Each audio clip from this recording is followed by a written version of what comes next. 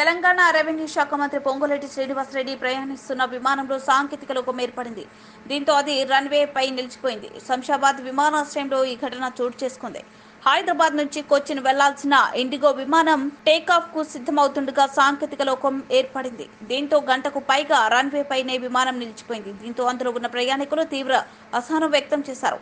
ఇక మంత్రితో పాటు విమానంలో ఎమ్మెల్యేలు తెలం వెంకట్రావు, జారి ఆదినారాయణ, పాయం వెంకటేశ్వర్లు, మొవ్వ విజయబాబు, తుళ్లిరి బ్రహ్మయ్య తదితరులు ఉన్నారు.